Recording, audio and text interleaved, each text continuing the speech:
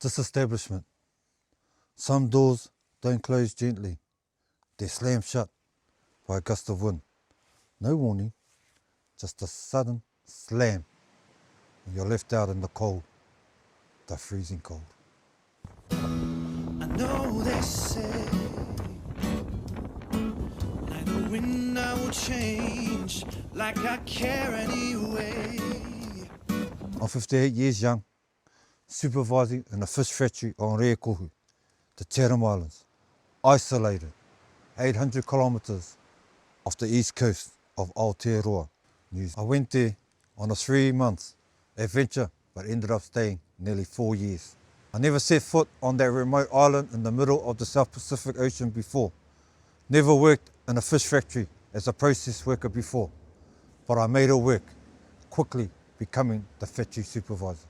The mahi, boys over here cutting up some fillets.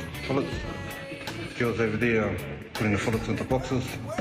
Yeah, and I'm the supervisor for the day. Sure.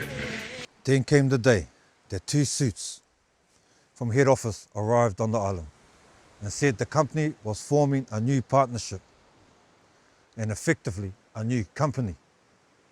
They used the word disestablishment to inform us that the door was closing on our current jobs.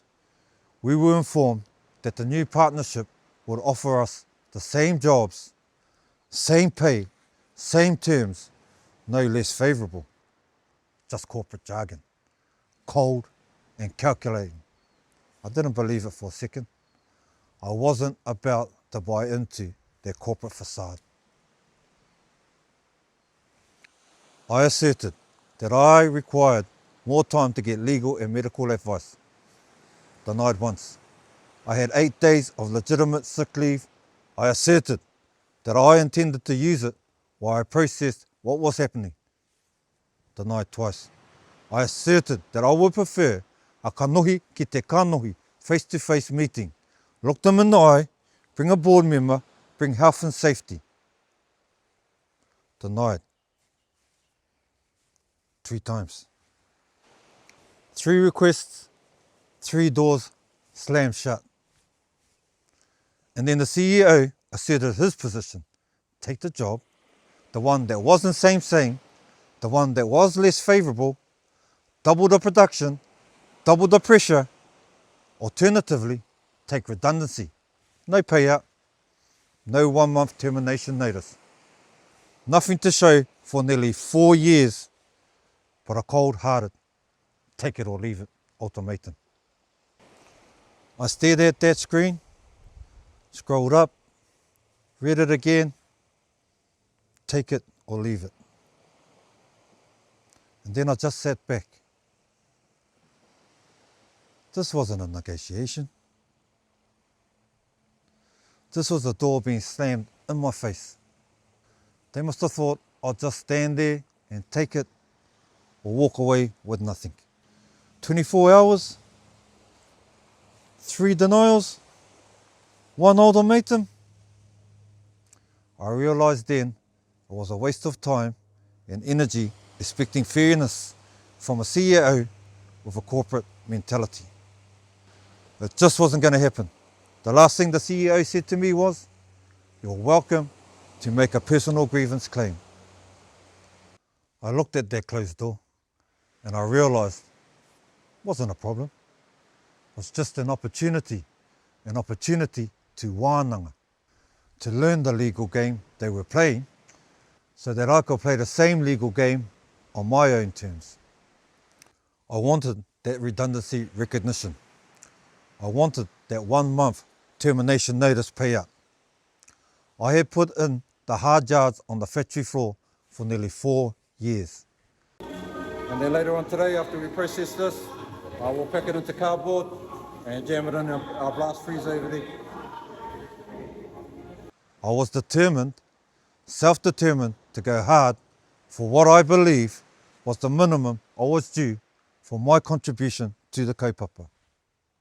So when I left them a little koha. That's the Māori word for gift. A koha in the form of a whakatauaki.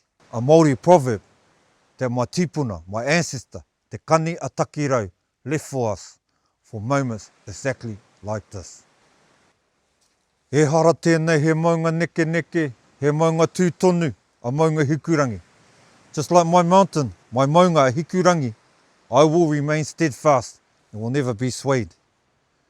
That's asserting Tino Rangatiratanga. That's living self-determination. That's carrying on a legacy left by our ancestors. As the Air Chatham's ATR 72 lifted off the runway and the island slowly faded behind me, I realised, but not for the first time in my 58-year journey around the sun, I wasn't just leaving a significant part of my life behind. I was moving towards something I couldn't see yet, but I knew I was moving on my own terms. As one door closes, the whole sky opens up before us. If you're standing in front of a slammed door right now, stop pushing, stop knocking, turn around. There's a whole world behind you that you've had your back to. Go explore your future possibilities. That's freebirding. That's living on our own terms. This was episode 1. Episode 2, Rekohu, Island Life, 4 years, drops next week. Subscribe so you don't miss it. Tēnā koutou, tēnā koutou, tēnā, mauri ora ki a tātou katoa.